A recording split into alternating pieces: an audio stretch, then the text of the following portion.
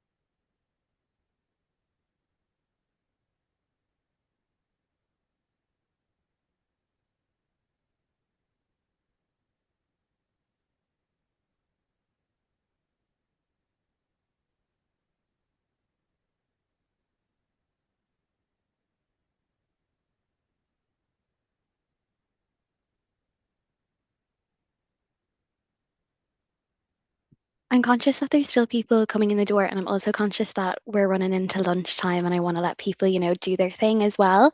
So I might just kick off by saying I am Chloe. I'm from the UCC Planning Society, and this event is being held in conjunction with the Cork branch of the IPI. So we're so delighted to welcome you all, and we're so happy that you're choosing to spend your lunchtime listening to us. So yeah, just to say that this is the first in a three-part series that we're doing for the next 3 weeks.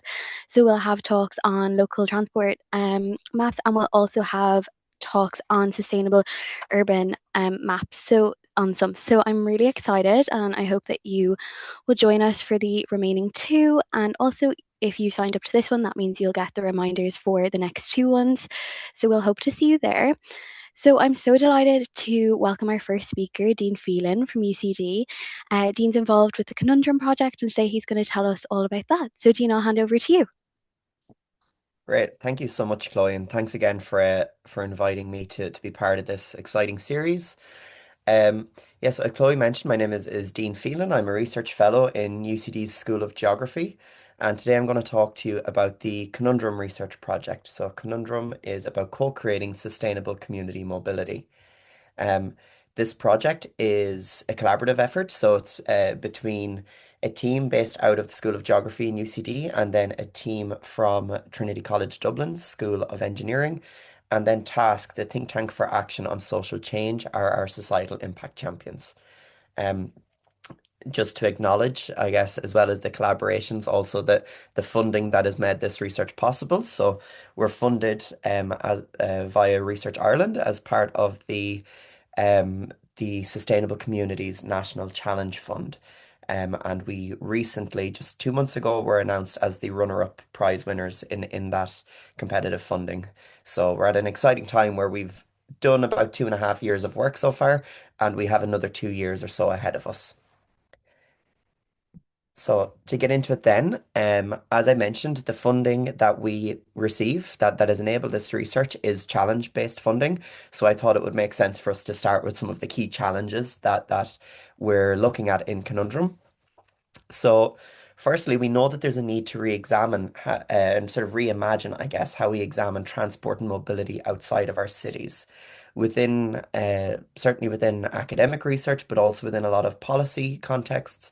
To date, there's been a really heavy focus on cities and on large cities in particular, which is really important. But actually, in countries like Ireland, where demographically, two-thirds of our population don't live in our cities, it's really key that we actually look at how we move around outside of our major urban centres. So, because of this, Conundrum focuses specifically on small and medium Irish towns. We know that traditional approaches to planning in Irish towns that they often exclude communities and businesses, or at least make communities and businesses feel as though they're excluded. and that in doing this, there's a failure very often to capture the sort I guess the nuances and the very specific and place specific manifestations of how some of the key challenges I guess present themselves. And that as a result, the solutions that we implement, because they don't necessarily take into account that local expertise and lived experience, that we can at times have solutions being implemented that, however well intentioned they might be, they can actually end up being quite controversial. They can be poorly understood by residents, and that as a result, they can often fail to enable and or encourage behavioural change. We know that there is statutory public consultation processes and that these do happen and they are very much needed, but that these happen really late in the decision-making timeline. Um, and that they, I guess, might be a bit of a bold statement, but we know that what we're quite good at doing in the public consultation phases of projects is we're quite good at welcoming objections and sort of opposition to plans. But what we're less, I guess, equipped to do in our current sort of manifestation of public consultation processes is we're less equipped to actually capture some of the local level support and buy-in that there is for actions and implementations. So very often people only speak up or participate if they have an opposition to make, as opposed to actually, rallying behind proposed plans. And we know that this is a major issue in planning processes. In fact, I was lucky enough last week to speak at the Transport Ireland conference in Croke Park, and it was interesting to see one of the sort of the key speakers at the event talking about an 80 to 200 million cost per annum in Ireland because of issues and setbacks and legalities around our planning processes, which she had linked in some form to the failure to sort of, I guess, get local buy-in for projects. And we know that there's a need to bring about just transitions of sustainable transport and mobility, and that this is actually key. So it's less about just environmental sustainability, but actually needing to place people and communities at the very center and the forefront of our transitions. And we know that this is really important because what can and in fact does often happen is that just transitions in terms of mobility, or sorry, sustainable transitions in mobility, that they can further marginalize already vulnerable groups. So given the complexity of the challenges that we're setting out to explore, um, our team is intentionally interdisciplinary, so it's geographers, transport engineers, urban planners, and data and social scientists. And really, what we're guided by is this belief that the development of more resilient urban areas and sustainable communities, that it requires governments, citizens, and enterprises and service providers to work together to co-create solutions. In terms then of our actual approach, really what we're focusing on is the potential to democratize governance through co-creation, and we're doing this through an approach that is grounded in participatory action research and in community engaged geographies. I won't dwell on this too much, but really what I mean by this is in terms of participatory action research, it's a collaborative and integrative approach, and it's one that really shifts the focus from working on communities and doing research on communities to researching with. So actually including communities and the people who are most affected by challenges, including them as active participants in decision making and in the generation of knowledge.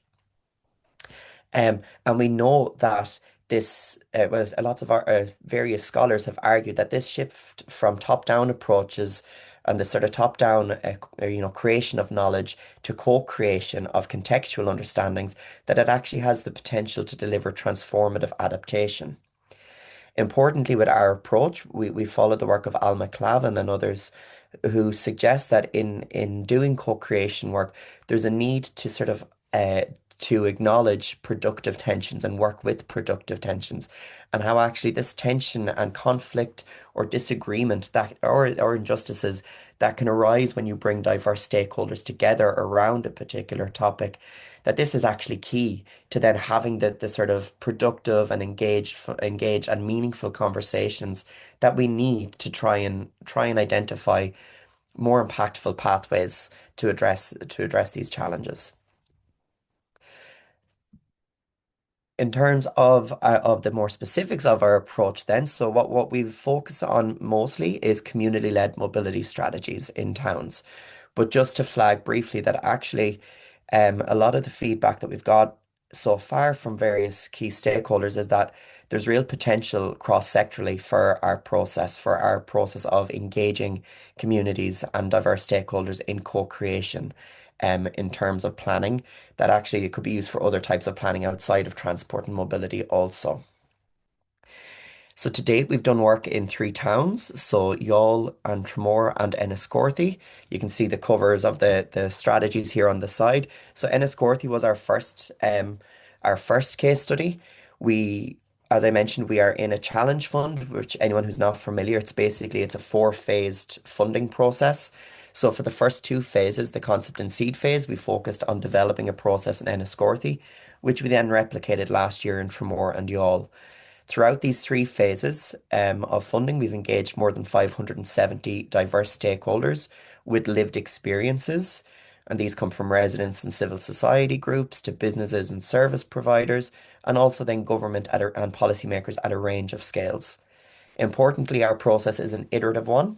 So while some of the stakeholders did engage only once, many, if not most of them, engaged on more than one occasion with our process. And we believe that this approach offers opportunities to co-create transport strategies that are place-based, that empower local communities, that help to fill knowledge gaps for policymakers and planners, that enable plans and decision making that is place appropriate, and that integrate diverse expertise and experiences. In terms then of the specifics of the process, so it's a three-pillared approach, and I say pillared here rather than a three-stage because it's not linear. It is iterative, as these arrows along the bottom show, the arrows that sort of loop between. So while we start with stakeholder mapping and data mapping, we also do a scoping focus group where we invite as diverse and broader range of stakeholders that we've mapped initially to participate in a focus group. And this involves discussions around three things. So firstly, it's the challenges that they see, the high level challenges. Secondly, it's opportunities. So this is really key in that we try to get communities to move past place-based deficit approaches where it's rather than focusing solely on the negative or the issues that they see, actually getting them to be actively involved in thinking more positively about what can be done. And the third topic that we discuss is stakeholder mapping, where we ask the stakeholders that we've mapped and included to let us know who we're missing from these conversations, who else we need to reach out to and to include. In the listening phase, or the pillar, I should say, we do individual interviews, so a lot of individual interviews in each of the case study towns and with stakeholders regionally, nationally, and internationally.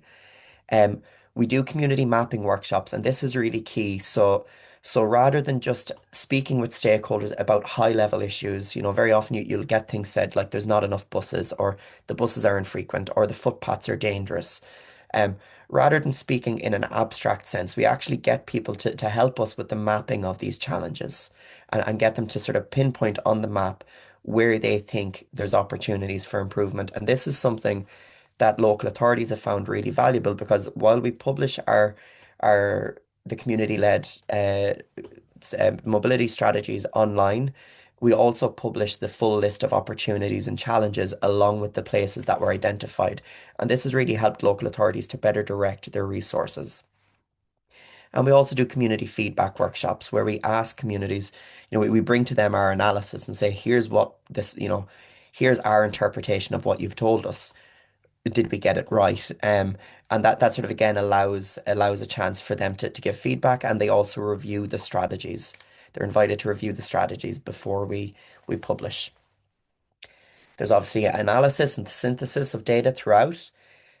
As I mentioned earlier, we encourage the identifying of opportunities. We then condense into possible solutions, and we ask participating stakeholders, so people who've been involved throughout the process, to help us rank these possible solutions.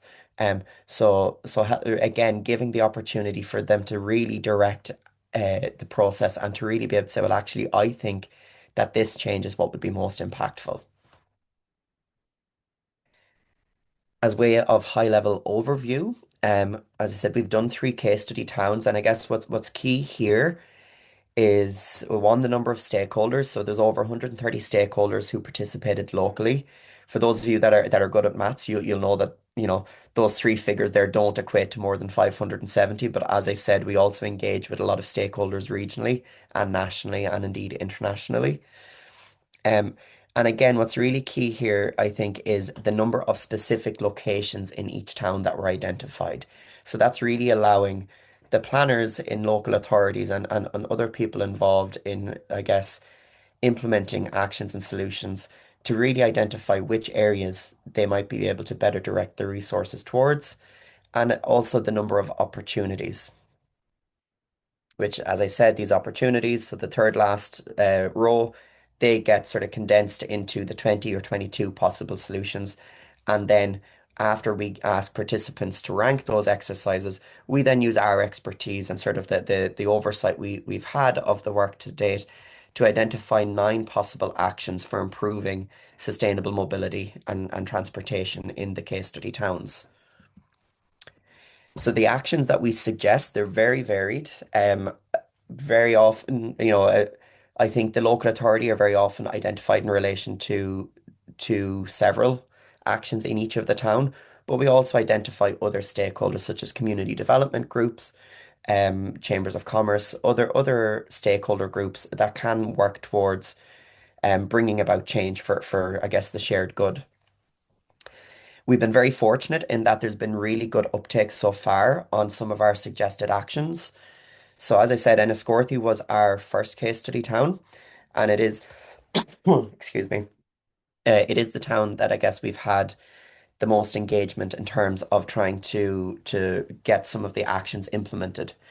Um, Within the first few months, in fact, all nine of the actions that we suggested in the Enniscorthy strategy were either under consideration for implementation or they were being explored by local stakeholders.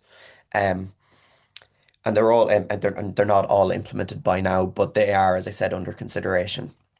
So Wexford Local Link, TFI Local Link have been really key in this. The general manager of Wexford Local Link, Mary B. O'Leary, has just been an absolutely fantastic collaborator in that she pushed to tailor one of the existing bus services to meet some of the needs that were identified throughout the the process. So that was the 384 in Enniscorthy Wexford route.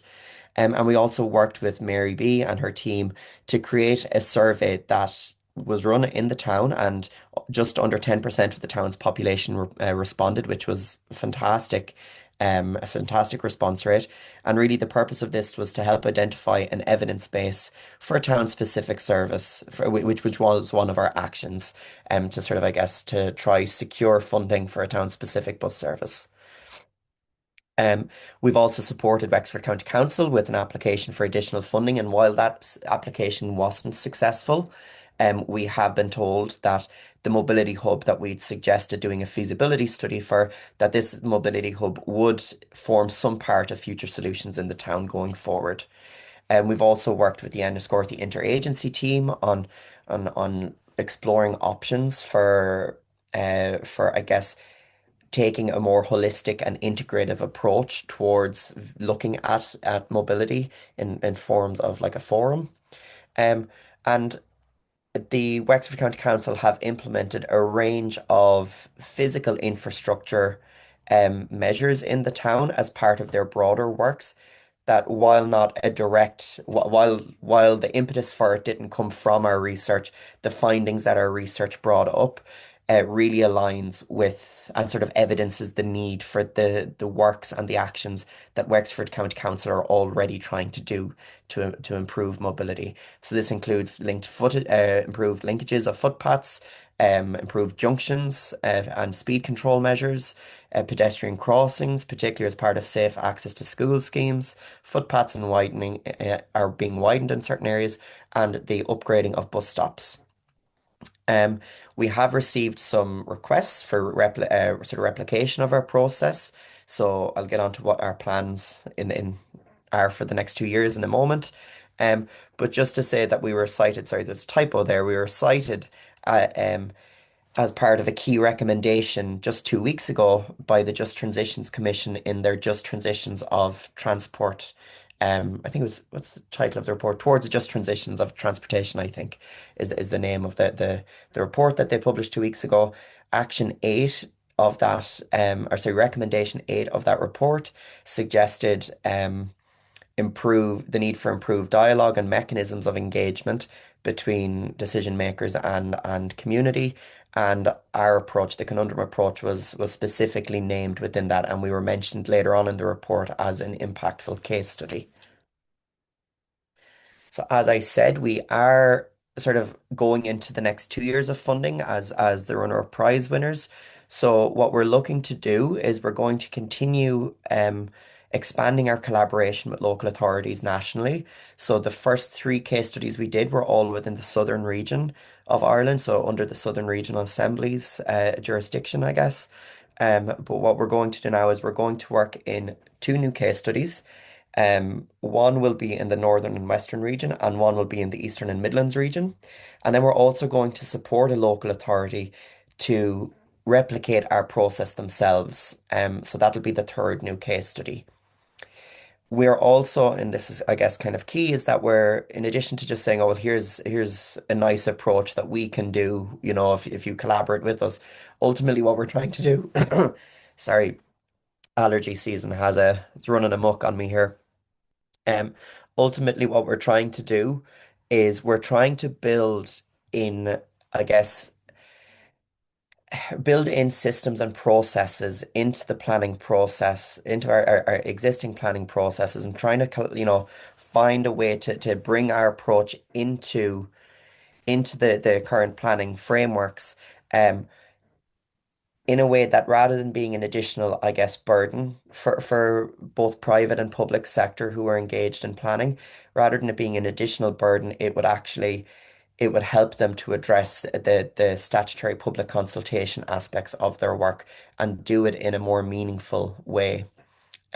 So to sort of enable this and to help with the upskilling that local authorities themselves have identified as being a key barrier to them doing this type of work, we're developing a digital tool that has five key functions.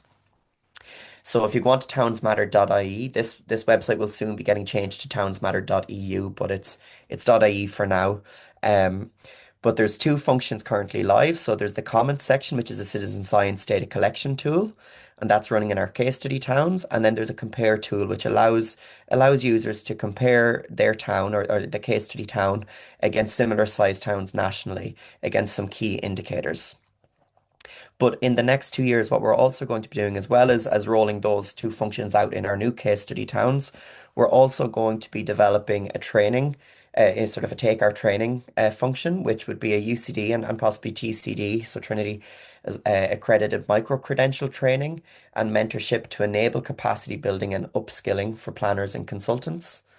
We're going to create a decision support tool as part of this broader digital tool that users, be they local authorities or private sector working with local authorities, that they'll be able to log into, and it would sort of guide them through the process. This would also importantly draw in, it would not just be sort of a guidance in terms of have you done this step, now this, now this. It would also draw in the citizen science data generated by the comment function, and it would also draw in key big data from various sites such as census data and others. And other importantly, this is something we're going to be working with local authorities on to really try identify what that data landscape is that this tool needs to speak to. And then we'll also have a case studies section that will provide examples of how our approach has been used and its impact to date.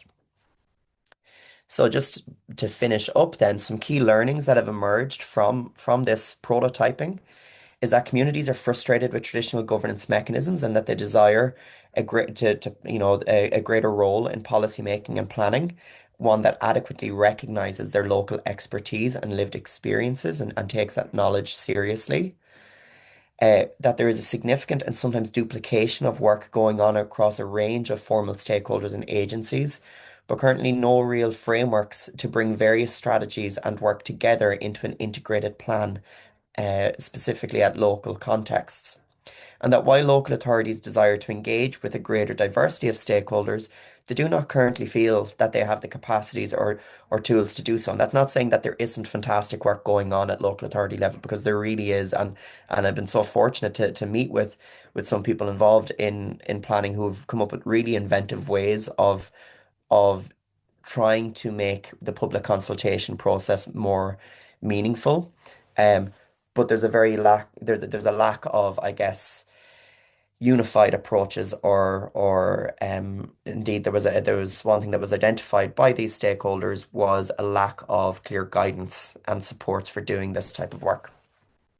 And we know that there's a need to enhance the skill set and capability within public and private sector organisations tasked with transport and mobility planning and indeed climate action to engage effectively with communities and deliver real meaningful change. So that's me. That's the talk for now. So Chloe, I'll probably hand back to you just to say my email is there. If anybody has any questions or would like to follow up, please do email me. I realize at the minute our project website's really long because it's currently embedded with it as within what is Professor Neve Morcherry, who is the project PI within her own research project website. But we are doing work on the townsmatter.ie. It'll be medtownsmatter.eu, and that will bring both sites together into one space. It has been staged funding so far, so we weren't sure how far we were going to get. So this is kind of a legacy of that, where we're trying to establish one presence. But if you scan the QR code, it will bring you to the project page, where you'll be able to find our resources. So yeah, thanks. Thank you so much, Dean. Really great. One thing I will say is I completely forgot to say that the Q&A box is open. So if anyone does have any questions for Dean, you can pop them in the Q&A box and I will read them out. I suppose I'm interested to see from your perspective, what is the biggest issue or biggest challenge that you've encountered from translating community wishes into actual, either whether it be policy or like a physical, change or intervention? Yeah, what is the biggest challenge? It's a very good question. To be honest, it's kind of changed between, and we're still figuring things out. So depending on the case study, the challenges have been a little bit different, but there are some general, I guess, more systemic issues that are faced. Um, I think what's been really key is, as I mentioned earlier, the notion of productive tension. So in doing our workshops, we don't segregate stakeholders for workshops. So we intentionally try to have the diversity of stakeholders at each workshop.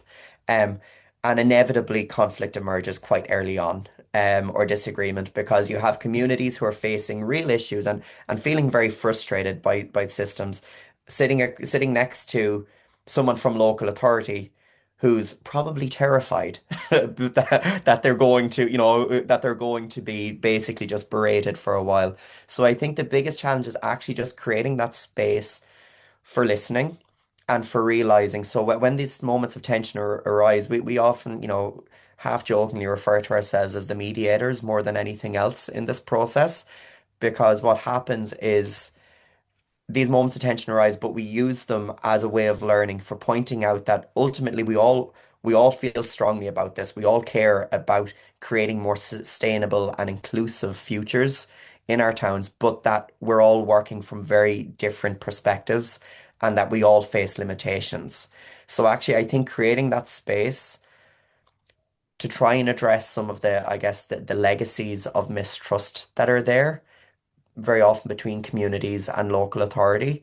I think that's been kind of key, and that was the thing I think we grappled with a bit the most in Enniscorthy when we were starting, because we were figuring out how exactly we would do this approach. And actually, we realized we just needed to take a bit of a step back. We needed to make sure that there was trust and respect there, but actually, it was important that our role was more mediation in terms of identifying the sharedness of it as well as the different obstacles.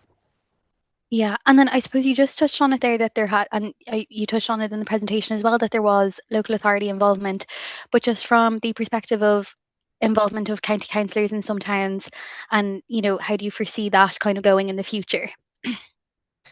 Yeah, so well, it's because of the nature of it being an integrative approach. I'd be very hesitant to sort of say that there's one group that is more important than the other in terms of participating. But what is really key is the involvement of local authorities, and this is something we've seen is if the local authority itself isn't sort of bought in from the very outset, it can be a bit more difficult to generate that space of co-production, of co-creation. Um, Within the local authorities, the groups. So obviously, local authorities are usually quite large entities in and of themselves with very different offices and departments. We've in some towns the elected representatives were a bit less engaged than in others. Um, Particularly in Enniscorthy, it was more the local authority sort of standard staff rather than elected staff, who were more bought into the process throughout.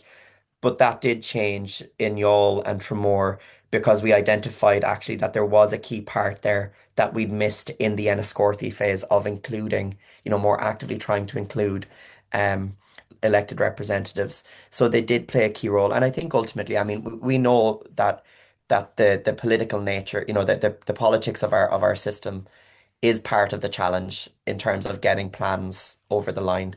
Um, that the election cycle is something that has been mentioned repeatedly in our work and in the work of many others as here. So this is again where I think actually having local elected representatives involved is really key because again our overall planning process when it comes to public consultation, as I mentioned at the start, we're really good at getting objections submitted. But what we do fail to do is actually engage communities in a more positive way or to gather and harness some of that support that's there. So when Hmm. it comes then for local, not to sound cynical, but for some locally elected representatives, if they see that there's opposition to a plan, there's 10 people have objected for various reasons. That number can be quite representative if they then don't have any positives in there. But what our approach does is by including communities productively throughout, the actions that come out the end have the whatever the number of participants are that have participated in it. From a political perspective, those numbers do matter to some people. Um, so yeah. Perfect. And the questions are just flying in. Given the nature of who's attending as well, they're quite varied. So I might just say you had mentioned in passing as well that you guys are finding that this could be applied to different aspects of the planning process. So maybe could you expand on that? And what are the other types of projects that you could see you got like using this method in? So ultimately, I mean, I guess from our perspective, and this is something that we didn't necessarily initially expect because when we first started the project, we thought, okay, we're very much just addressing transport and mobility. As we went along, we were increasingly told, no, it's your process is actually the key thing here. Um, Hmm. so some of the areas that have been suggested to us are things like, energy, housing, basically any type of planning, even rezoning of land has been suggested, anything that usually involves public consultation, because that's really where our approach fits in. It's about challenging and reimagining how we do public consultation and actually saying, well, actually, we need to engage earlier in the process and actually do it in a more co-creative way. So I'm going to be bold and say that for now, we think there's a lot of possibilities for Sky's the limit. application, but in the next 2 years, as I said, is really what we're looking to do is really figure out the more specifics because what we have is a great process that works, but it is time and resource, dependent and it does require quite a bit of resources. So we're trying to figure out the pragmatics of how we can keep the integrity of this co-creation process, but actually make it fit more practically within the restraints that local authorities are dealing with. There is a lot of limitations. So it's kind of trying to take that ideal and think of it how it can work feasibly, but still maintain its integrity. And then I just have a question here as well. So when you're looking at the Conundrum project, and then in conjunction with other projects like healthy placemaking tools, like the place standard tool or health impact assessments, how do they conjoin and work together? Or is it that they're kind of, are they at loggerheads or is it something that can be conjoined? I think it's not just that they can, I think they need to be and they should be. Um, so actually in two of our case study towns, So both Enniscorthy and then with Tramore, Sláinte Care Healthy Communities officers were really key. They were in Enniscorthy, Anne-Marie Laughlin was the Sláinte Care Healthy Communities officer, and she had done the place standard audit. And she was really our first main gatekeeper and has continued to be throughout in terms of getting interagency support. So kind of getting the various things like, listen, we're all working on these things, but they need to speak to each other. They don't need to be oppositional. They actually need to be integrated. And then from that work, Vinny O'Shea, who's the national coordinator for Sláinte Carlty Communities, he actually invited us to do the work in Tramore. So again, I think it shows that not just the potential for these approaches to work together and how they complement each other, but actually they need to go hand in hand because it's about building a more holistic view of what's happening in the towns. From our perspective, transport and mobility is so important because it underpins everything else. Mhm. So when we're thinking about transport and mobility planning, this is why we need to work with these various interagency sort of collaborations because although they might be focused on well-being or on education or on something else, mobility and transportation is key to unlocking those things. Mhm. And then how, I suppose, does the Conundrum project fit into the statutory plan making process? That's kind of the next kind of big thing that's coming up. And that is a very good question, and that is one that I hate to be the person to deflect back to the crowd, to the audience, but ultimately that's the key focus for us for the next 2 years. Um, that's why we're continuing to replicate in additional towns because we really need to figure out the specifics of just how we can take what is an effective process, but it is, quite resource intensive. But how can we take that and actually make it fit the limitations and realities of the planning system for local authorities, and the sort of the private sector that they engage with.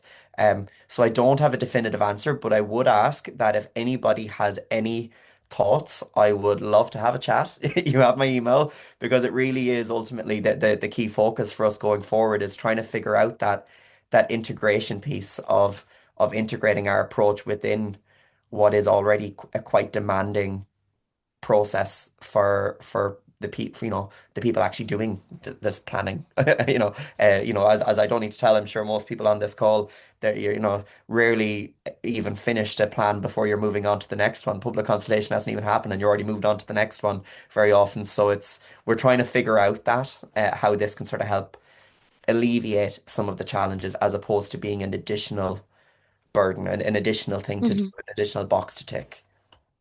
And then I just have someone asking about the micro-credential course that you mentioned. It also piqued my interest too. So maybe if you could expand on that just slightly and yeah. Yeah, again, so I guess it's kind of one of those chicken and the egg situation in terms of the tools we're developing and the figuring out of that systems integration piece, because ultimately it will be a 12-week micro-credential course. It is going to be accredited, so it will sort of be compatible with the professional development sort of criteria that we have, in public sector or in local authorities, and the need for continual professional development. So it will be compatible with those requirements. Ultimately, again, what I'm kind of envisioning for it right now, and I say what I'm envisioning because we've not as a team fully talked through the specifics of it yet. So it's it might end up shifting a bit when my colleagues probably have much more insight into what should be there than I do. But it will be, I guess, starting initially with the pragmatics and the upskilling necessary in terms of how do you actually engage communities? How do we get past this, what can at times feel a bit like a status quo in the sense of a distrust between local communities or from local communities towards local authorities? How can we, what are the ways in which we can do that? So really doing a bit of a training about qualitative methods. How do you actually do community engagement productively? How do you deal with this productive tension? It's all well and good. It sounds nice in academic terms to be like, oh, there's learnings to be made from the tension. But that's a scary thing for people if you don't feel like you're qualified or trained to do that, you know, you're Mm. getting yourself into a situation that might entail conflict. So that'll be a big part of it. And then I guess the latter half of the course would be more specifically orientated around the tools themselves. So the digital tool. So the first half is actually how do you do this type of engaged approaches to planning and participatory planning, while the second half would be more specifically about that townsmatter.ie tool, um, and how actually do you use that to enable you to do this type of work effectively. And that digital tool, that Times Matter tool, how important is that to the outcome of the project then? Right now, we think it's probably going to be pretty key, because what we have is a good process. What we don't want it to be, and this is something again coming from various stakeholders at local, regional, and national level, particularly from government, is that it's all well and good having something if you're just going to call it a toolkit or an approach, but actually we've a saturation of them, and unless it can actually be institutionalized and brought about, you know, some sort of a brought around, I guess, developed to be a more systematic approach towards it, that can then be, you know, it won't get effectively embedded within the planning processes, and that's what we're really focusing on is that long-term sustainability of it. So actually, not just, you know, sustainability in terms of the impacts, but actually making it an impactful you know, contribution long term. So the tool is going to be kind of key to that because ultimately what the tool will enable, it's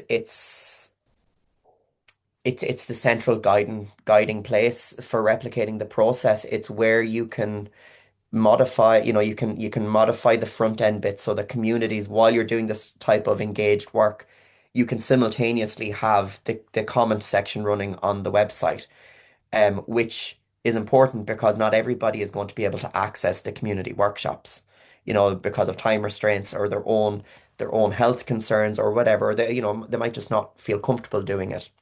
Mm. So it's really important for that. But it also, what's been brought up a lot is the lack of sort of a single space to integrate all of the various dimensions of planning when it comes to something as complex as mobility and transport. So actually what this tool is then therefore also going to be creating is kind of hopefully like a one-stop shop almost for planning, in that it draws in the data that you need to draw in into one unified place, because one big challenge that we didn't quite expect to have emerged was from local authorities, not just the case studies we worked in, but with other local authorities we've spoken to about just how disjointed their access to data is.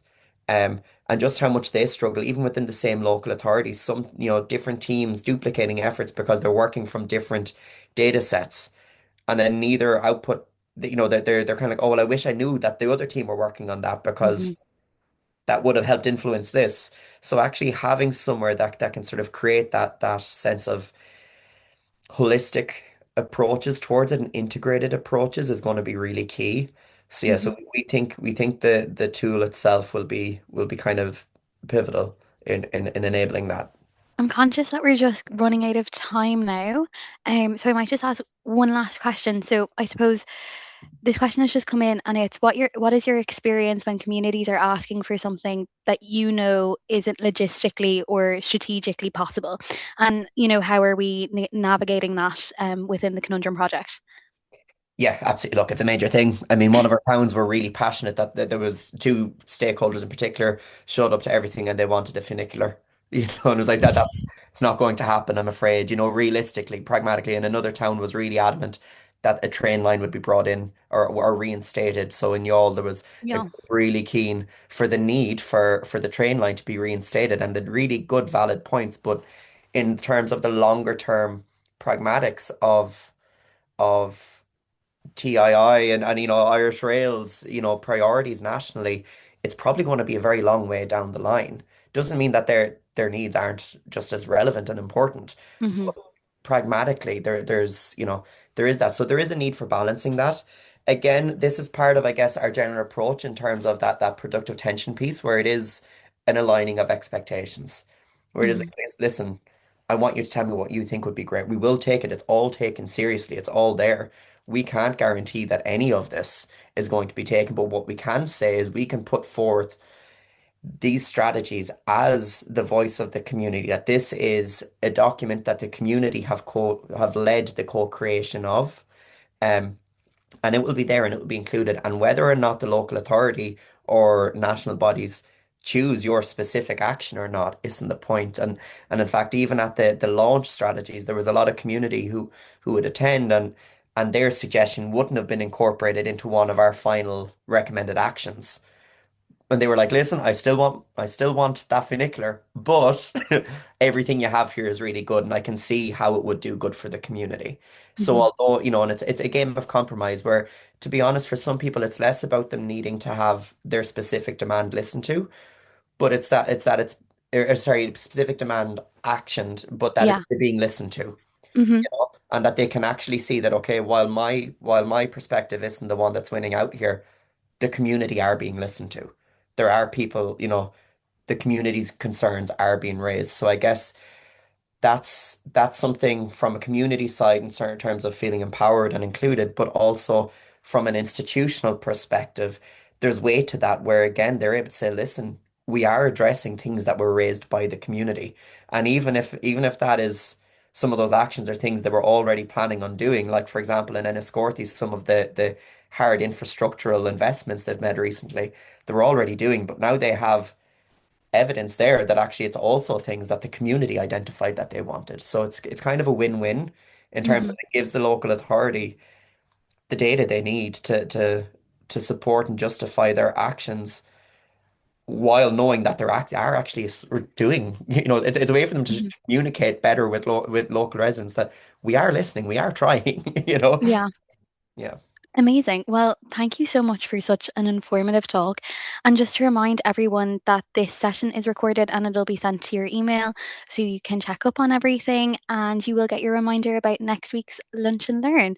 So thank you so much to Dr. Dean Phelan for joining us today. And thank you so much to you guys for attending. Thanks everyone, and thanks again, Chloe. Bye. Thanks. Bye bye.